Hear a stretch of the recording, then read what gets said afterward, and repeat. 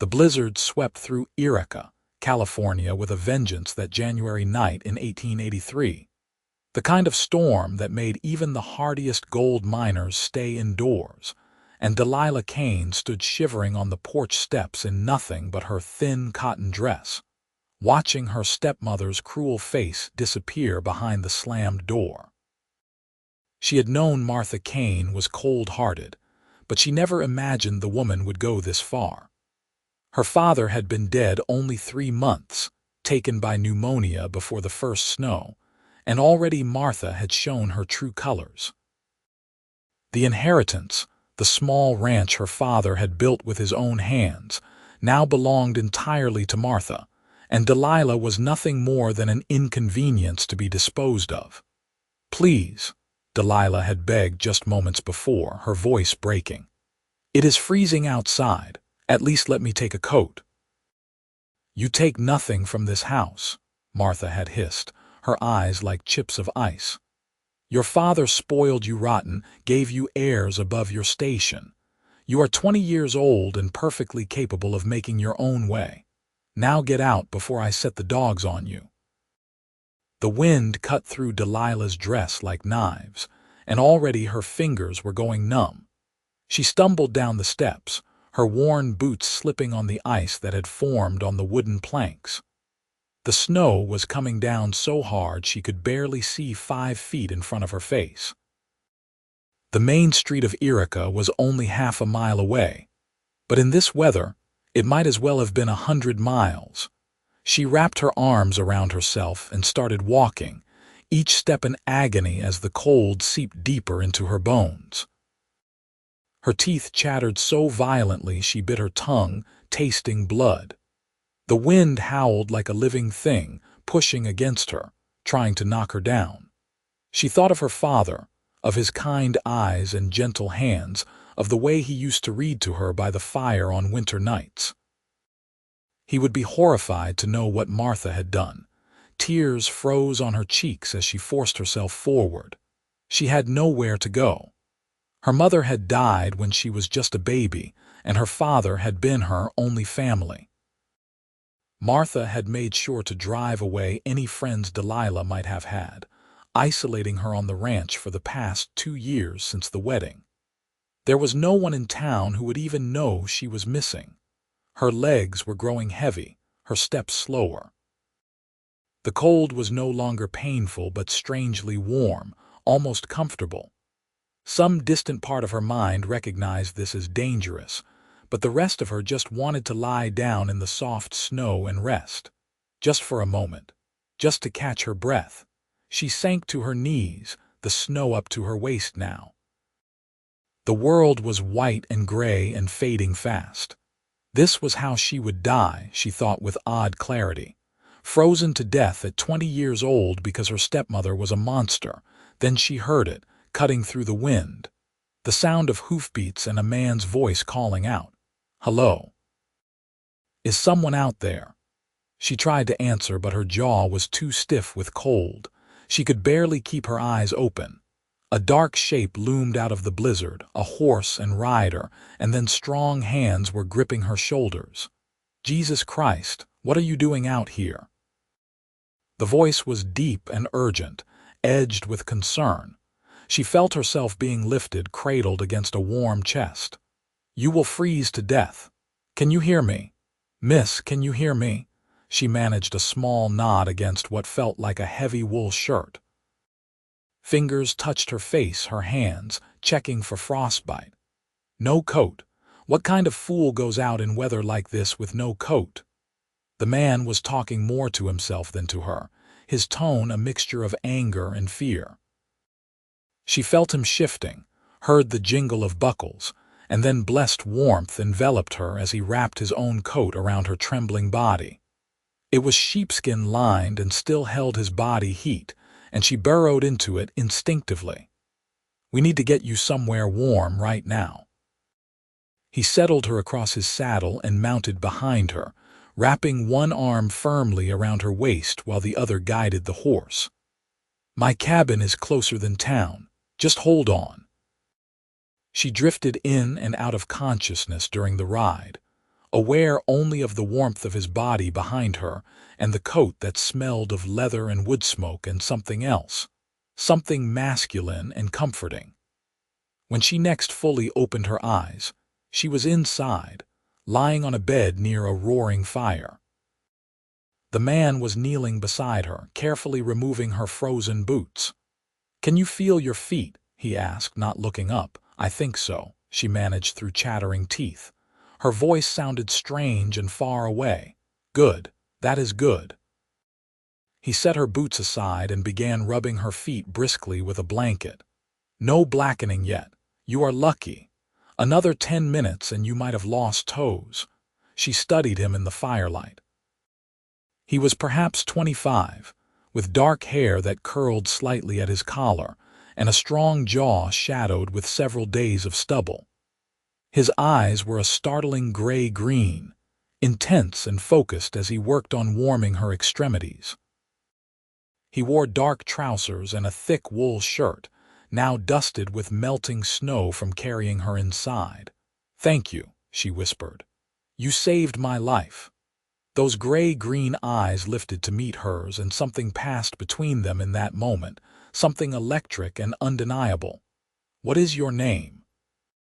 "Delilah Kane." Recognition flickered across his face. "Kane, you are John Kane's daughter. I heard he passed. I am sorry. Your father was a good man. You knew him." "Some. I am Grant Emerson. I have a claim up in the hills, but I come into town for supplies now and then." "Your father always treated me fair at the general store." He moved to her hands now, rubbing warmth back into her fingers. "What were you doing out there, Delilah? Where is your coat?" The kindness in his voice broke something open inside her, and the whole story came tumbling out.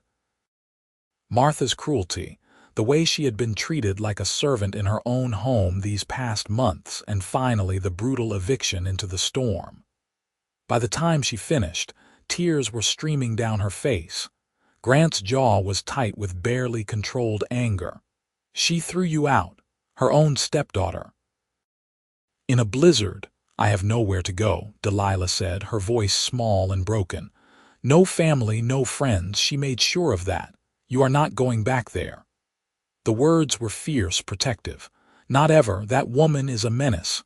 But I have nothing. No money, no possessions except what I am wearing." Grant stood and moved to a cupboard, pulling out a thick quilt. He draped it over her shoulders on top of his coat.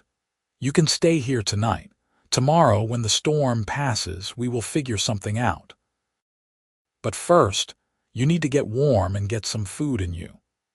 He moved about the small cabin with efficient grace, heating up a pot of stew that had been sitting on the stove. The cabin was modest but well kept, with a single room that served as kitchen, living area, and bedroom. The bed she was lying on was pushed against one wall, and there was a small table with 2 chairs near the fireplace. Furs and pelts hung on the walls, along with a rifle and various mining tools. "You live here alone?" she asked as he handed her a bowl of stew. "I do." "It is not much, but it keeps the weather out." He settled into one of the chairs with his own bowl. "I came out here 5 years ago from Missouri, looking for gold like every other fool with a dream. Found enough to keep me going, but nothing that would make me rich." She ate slowly, feeling life returning to her body with each warm bite. "It is a good cabin, solid. Built it myself." There was quiet pride in his voice. "Took me the better part of a year, but it has held up through 4 winters now." They ate in comfortable silence for a while, the only sounds the crackling of the fire and the howling wind outside. Delilah found herself stealing glances at him, this stranger who had appeared out of the storm like an answer to a prayer. She had not known she was praying. He was handsome in a rugged way, with strong hands and broad shoulders, but it was the gentleness in his touch and the concern in his eyes that made her heart skip. "You should sleep," Grant said when she had finished eating. "You need rest after what you have been through. Where will you sleep?" "I will make a pallet by the fire. It will be fine. I cannot take your bed." "You can and you will." His tone brooked no argument. "You nearly died tonight, Delilah. Let me take care of you." She was too exhausted to protest further.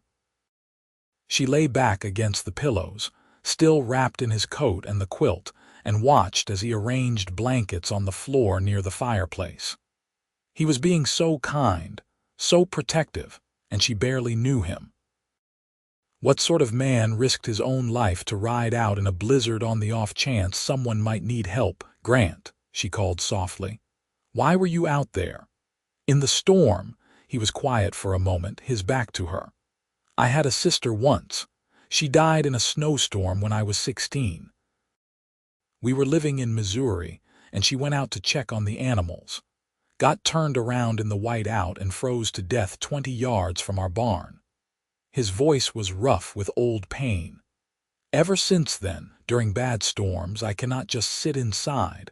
I ride the perimeter, check the road, just in case someone needs help. I am so sorry about your sister. Her name was Grace.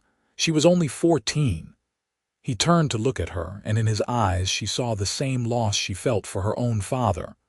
"When I heard someone out there tonight, I thought maybe this was why. Maybe Grace sent me out there to find you." Delilah felt her throat tighten with emotion. "Then I owe her my life as much as I owe you. Just get better. That will be thanks enough."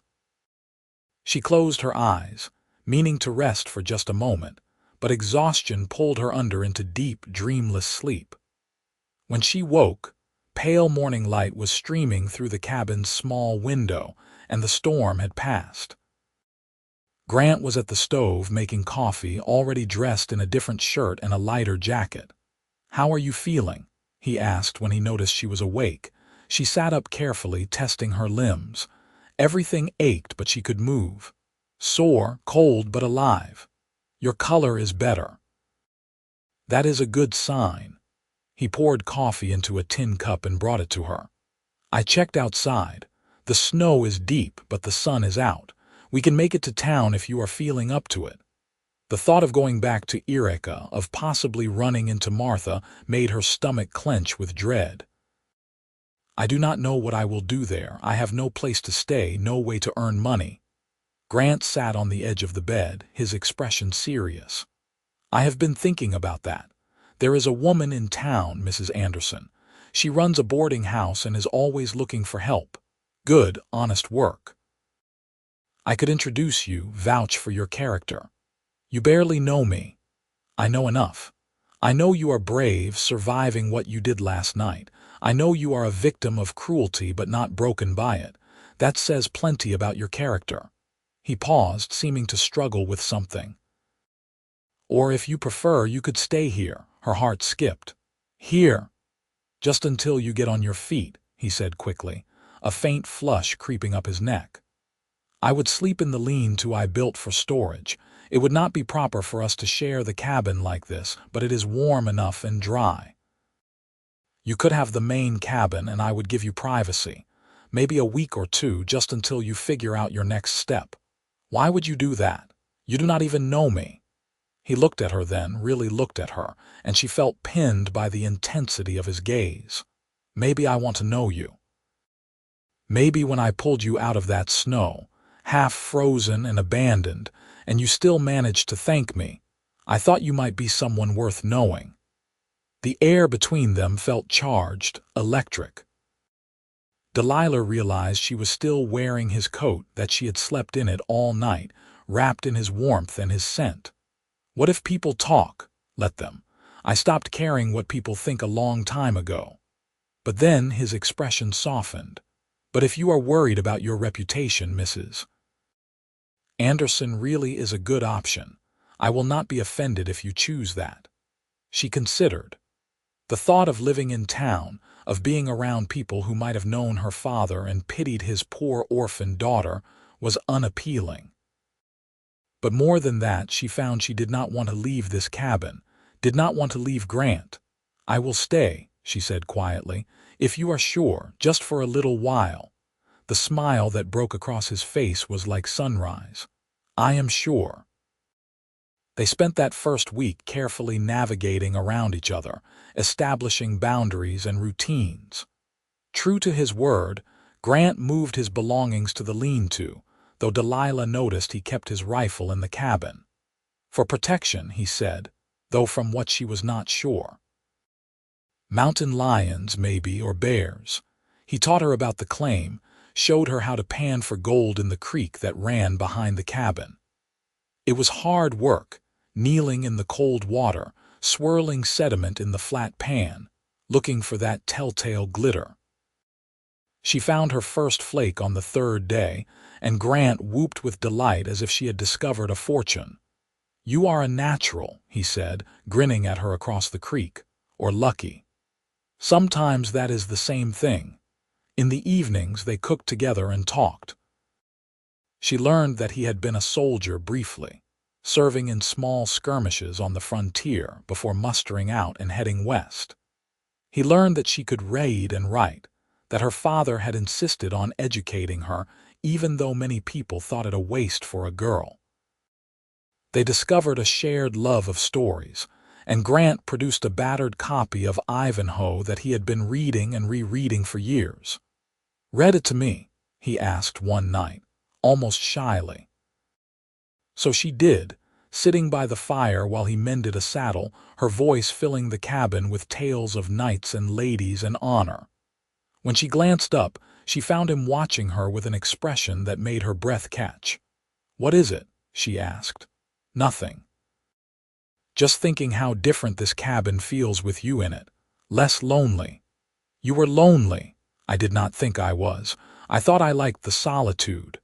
He set down the saddle and leaned forward, elbows on his knees. "But having you here, hearing your voice, your laughter, it has made me realize what I was missing." "I feel the same," she admitted. "These past few days, even with all that has happened, I have been happier than I was in years. Martha made that house a prison, but here with you I feel free." Something shifted between them that night. The careful distance they had been maintaining began to dissolve.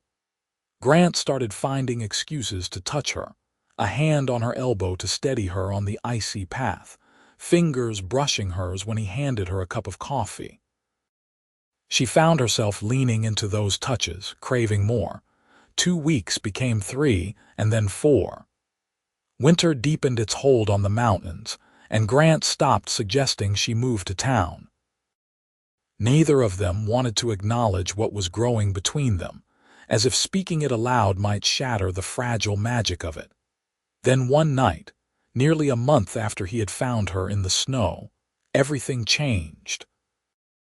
Delilah had been restless all day, unable to shake a strange energy that hummed through her veins. Grant had been quiet too, watching her with dark, intense eyes that made her skin prickle with awareness.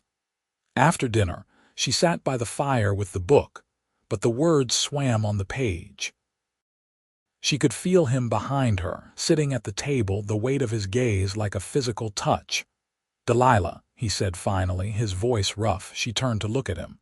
"Yes, come here, please." She stood slowly and crossed to the table. He pushed back his chair and reached for her hand, pulling her gently to stand between his knees. His hands came to rest on her hips, light and tentative, as if he was afraid she might bolt. "I need to tell you something," he said, looking up at her. "And you can tell me to go to hell if you want, or you can ask me to take you to town tomorrow and I will, but I cannot keep it to myself anymore." Her heart was pounding so hard she was sure he could hear it. "Tell me, I am falling in love with you." The words came out in a rush. "Hell, I think I started falling the moment I saw you in the snow, so damn brave and vulnerable at the same time. These past weeks with you have been the best of my life. You are smart and funny and kind, and when you smile at me, I feel like I could take on the whole world. I know it is too soon. I know you have been through hell and probably are not thinking straight, but I had to tell you. I love you, Delilah." Tears sprang to her eyes, but they were happy tears. She brought her hands up to cup his face, feeling the rasp of his stubble against her palms. "I love you too," she whispered. "I have been so afraid to admit it, afraid it was not real or would not last. But Grant, when I am with you, I feel like I am finally home." He surged to his feet, wrapping his arms around her and lifting her off the ground. She laughed and clung to him as he spun her around, both of them grinning like fools. When he set her down, his expression turned serious. "Can I kiss you? I will be very upset if you do not." His lips met hers, tentative at first, almost reverent. But when she made a soft sound of encouragement and pressed closer, the kiss deepened. His hand slid into her hair while hers clutched at his shoulders, and she felt the world tilt and reform around this perfect moment. She had never been kissed before, had never wanted anyone the way she wanted Grant Emerson. When they finally broke apart, both breathing hard, he rested his forehead against hers. "Marry me," she laughed, dizzy with joy. "That is quite a leap from a first kiss." "I do not care. I know what I want. I want you, Delilah. I want to wake up next to you every morning for the rest of my life. I want to build a future with you. Say yes." "Yes," she said without hesitation. "Yes, Grant, I will marry you." He kissed her again, deeper this time, full of promise and passion. When they finally separated, his eyes were bright with unshed tears. "I am going to make you so happy. I swear it. You already do." They were married 2 weeks later in Yreka's small church, with Mrs. Anderson and the pastor's wife as witnesses. Grant had taken Delilah into town the day after his proposal and marched straight to the general store, now run by Martha in her father's stead. The look on Martha's face when she saw Delilah alive and clearly thriving had been priceless. "You," Martha had hissed. "What are you doing here?" "I am here to let you know that I am alive, no thanks to you," Delilah had said, her voice steady despite her pounding heart. Grant stood beside her, a solid, comforting presence. "And to tell you that I will be getting married. I wanted you to know that despite your best efforts to destroy me, I am happy." Martha's face had gone purple with rage. "You have no right to happiness, you ungrateful wretch. Your father left everything to me." "My father was a good man who made one mistake, and that was marrying you," Delilah had replied. "But I do not need his money or his ranch. I have something much better. I have love." Grant had squeezed her hand and led her out of the store, and Delilah had felt a weight lift from her shoulders. Martha had no power over her anymore. The wedding itself was simple but perfect. Delilah wore a dress that Mrs. Anderson had loaned her, simple blue calico that brought out her eyes. Grant wore his best shirt and trousers, his hair slicked back and his face clean-shaven. When he saw her walking down the aisle, his expression had crumbled into pure joy. "Dearly beloved," the pastor had intoned, and Delilah had barely heard the rest. She was too busy looking at Grant, at the man who had saved her life and stolen her heart in equal measure. "I do," she said when the moment came. "I do," Grant echoed, his voice thick with emotion. "I now pronounce you husband and wife. You may kiss your bride." Grant had pulled her into his arms and kissed her thoroughly, not caring that they were in a church or that Mrs. Anderson was dabbing at her eyes with a handkerchief. When they finally broke apart, both of them were grinning. "Hello, Mrs. Emerson," he murmured. "Hello, husband." They spent their wedding night back at the cabin, which Grant had decorated with pine boughs and wildflowers he had somehow found despite the snow. He had moved his things back into the main cabin, and they fell into bed together with a mixture of nervous excitement and deep love. "Are you sure?" he asked as they lay together under the quilts, his hand tracing gentle patterns on her arm. "We can wait if you are not ready." "I have never been more sure of anything," she replied, turning to face him. "I love you, Grant. I want to be your wife in every way." He made love to her with exquisite tenderness, mindful that it was her first time, murmuring endearments against her skin, and checking constantly that she was all right. The pain was brief and quickly forgotten in the overwhelming intimacy of joining with him, of becoming truly one. Afterward, they lay tangled together, talking softly and stealing kisses until they fell asleep in each other's arms. The winter passed in a blur of happiness. They worked the claim together, finding enough gold to keep them comfortable. Grant taught Delilah to shoot, and she became proficient with the rifle, able to bring down rabbits and even a deer for their table. They raided together, cooked together, made love by the firelight, and planned for the future. "I want to expand," Grant said one night in early March. "Build a bigger cabin, maybe start raising horses. There is good grazing land in the valley below." "I think that sounds wonderful," Delilah said, snuggled against his chest. "Though I confess I have grown fond of this little cabin. It is where we fell in love. We will always have it. We can keep it as a retreat, somewhere to escape when we need to be alone together." "I like that idea." Spring came late to the mountains, but when it finally arrived, it transformed the world. The snow melted, revealing meadows full of wildflowers.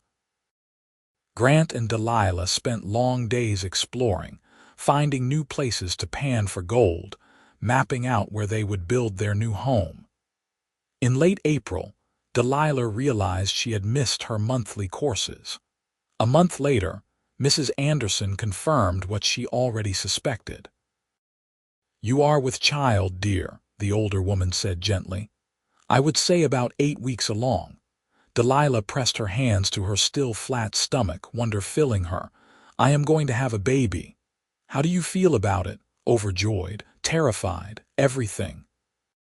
She told Grant that night, and he lifted her off her feet with a whoop of joy that probably scared every animal within a mile. "A baby! We are going to have a baby. Are you happy?" she asked, laughing at his enthusiasm. "Happy, Delilah. I am the luckiest man alive. I have you, and now we are going to have a child. I could not be happier if I struck the mother lode tomorrow." He was tender and protective throughout her pregnancy, refusing to let her do any heavy work and constantly fretting about her health.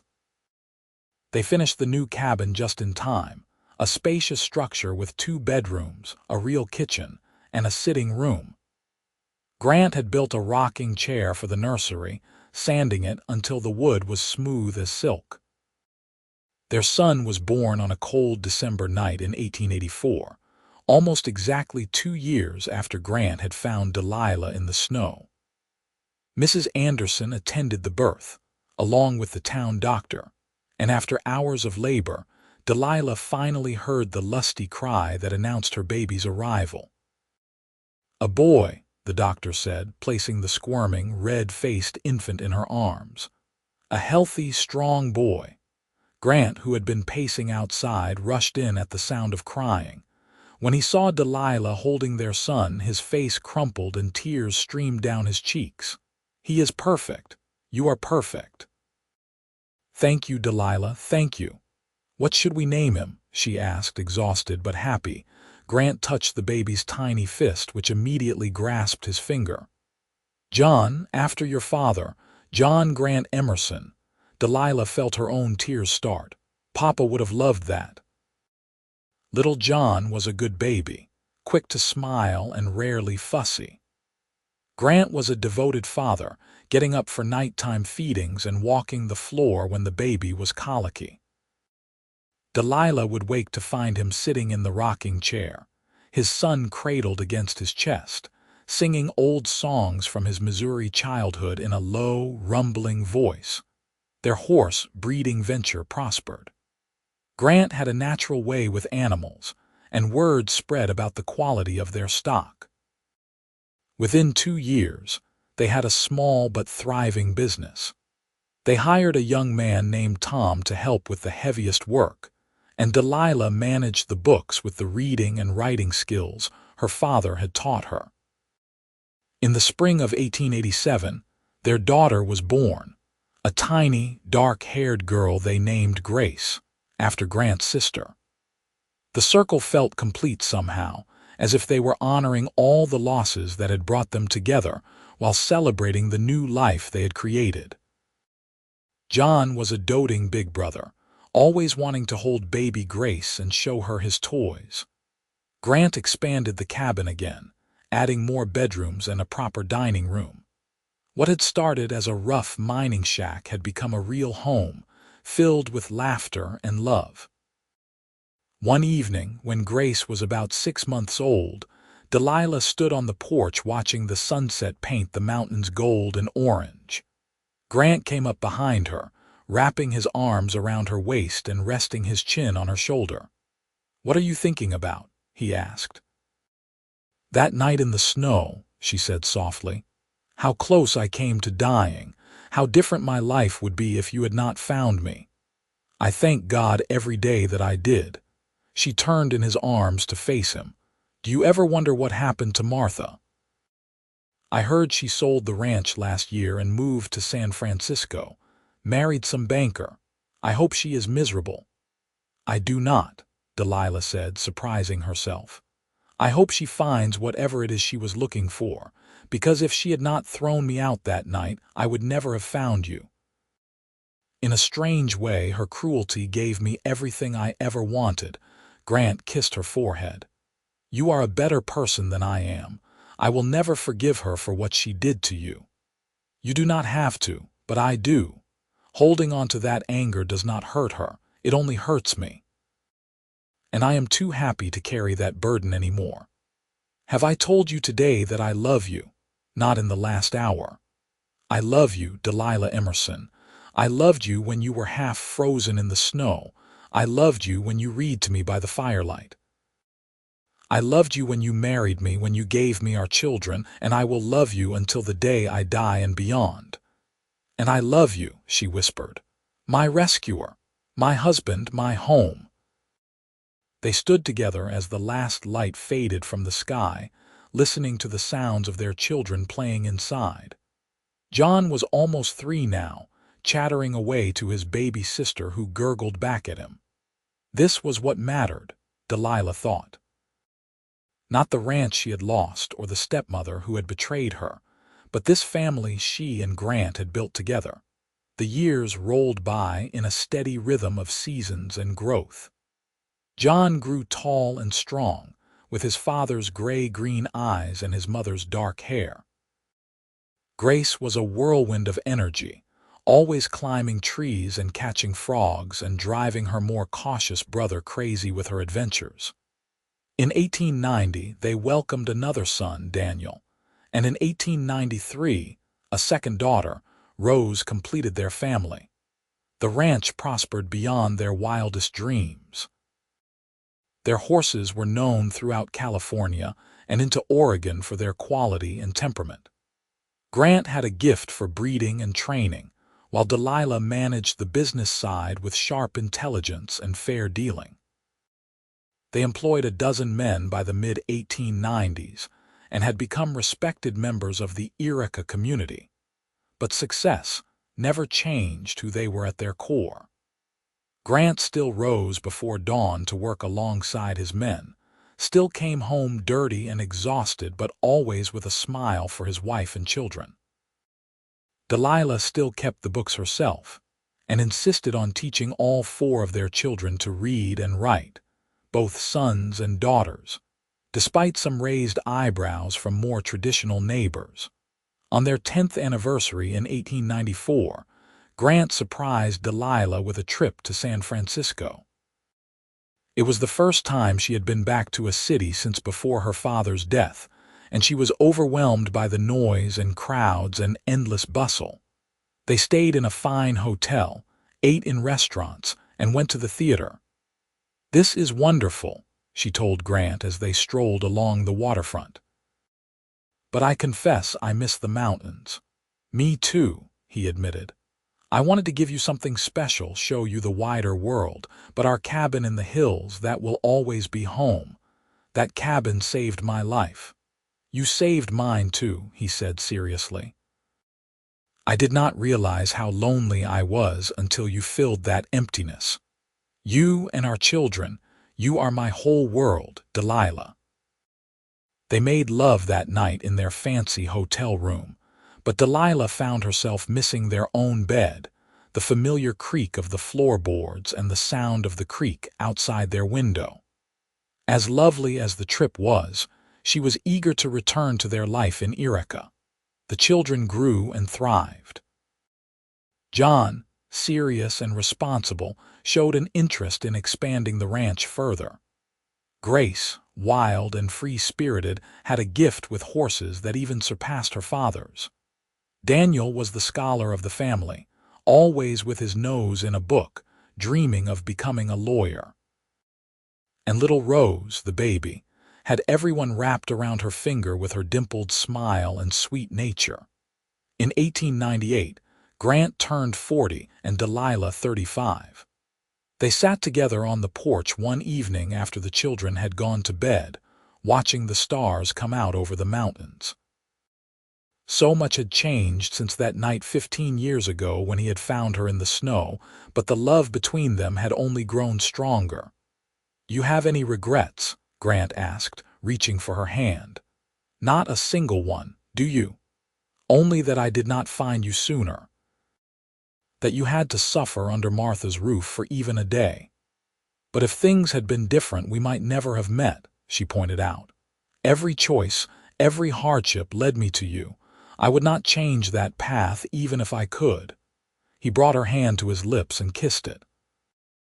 "What do you think about when you look back on our life together?" "I think about that coat," she said with a small smile. "How you gave it to me without a second thought, even though you could have frozen yourself. That told me everything I needed to know about the kind of man you are. I still have it, you know, that coat. I could never bring myself to throw it away. Because it saved my life. Because it was the coat I was wearing the night my life truly began." He pulled her close, and she rested her head on his shoulder. "The night I found my reason for living." They sat in comfortable silence, listening to the night sounds of the ranch. Horses nickering in the barn, the rustle of wind through the pines, the distant call of an owl. These were the sounds of home, of a life built on love and hard work and second chances. Inside, they could hear John reading to his younger siblings, his voice carrying through the open window. He was reading Ivanhoe, the same battered copy that Grant had once owned, now passed down to the next generation. The circle continuing, stories and love flowing from parents to children and onward into the future. "We did good, did we not?" Grant murmured. "We did very good." As the years continued to pass, the ranch became a fixture in the Yreka community. People came from miles around to buy Emerson horses and to seek Grant's advice on training and breeding.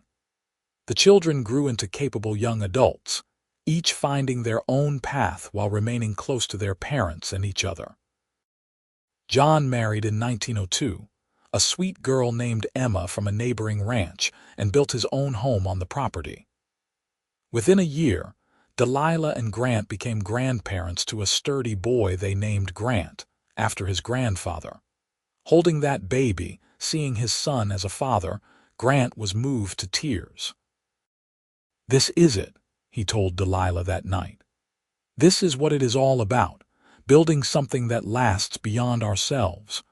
Grace shocked everyone by becoming a trick rider, performing at fairs and exhibitions throughout California. She remained unmarried, declaring she was too busy seeing the world to settle down, but she always came home to the ranch between tours, bringing wild stories and exotic gifts. Daniel went east to study law, eventually settling in Sacramento, where he opened a practice defending minors and small ranchers against big business interests. He visited several times a year, always bringing books and newspapers to keep his parents informed about the changing world. Rose, the baby, married at 19 to a young veterinarian who came to treat one of their horses and stayed to court the rancher's beautiful daughter.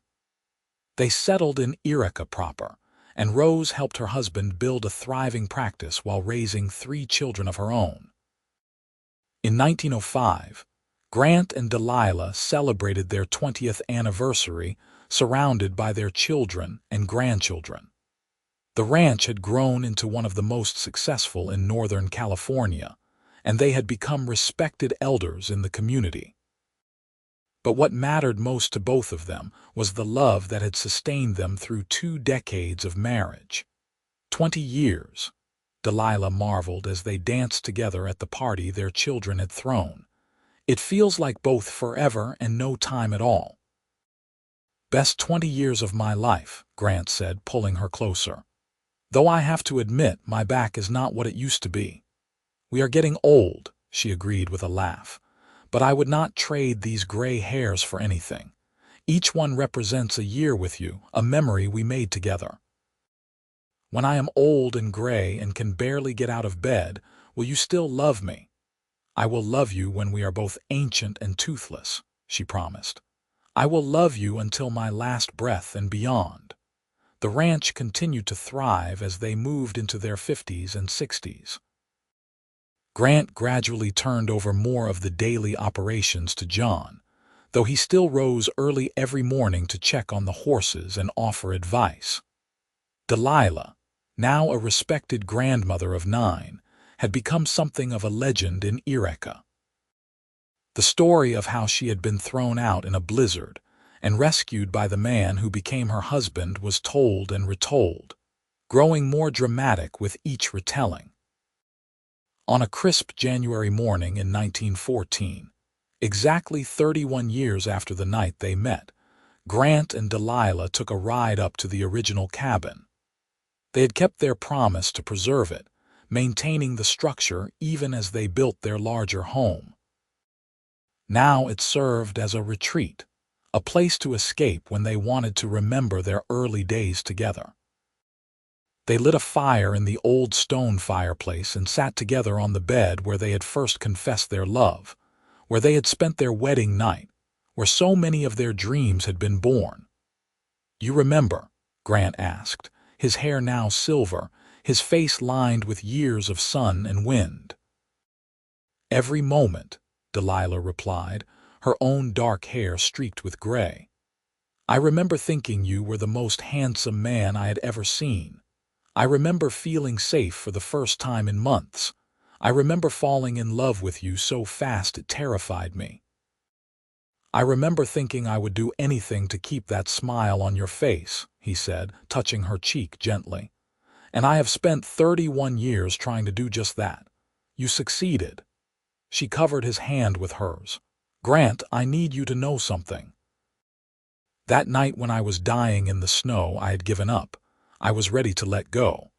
But then I heard your voice and something in me fought to hold on. You did not just save my life that night. You gave me a reason to live. And you gave me everything I did not even know I wanted. A home. A family. A love that has sustained me through every trial." He pulled her into his arms, and they sat together in the cabin where it all began, remembering and grateful. They had many more years together, watching their grandchildren grow and eventually welcoming great-grandchildren. The ranch passed to John and then to his son, but Grant and Delilah remained the heart of the family until the end. Grant passed away peacefully in 1923 at the age of 65, surrounded by his wife and children.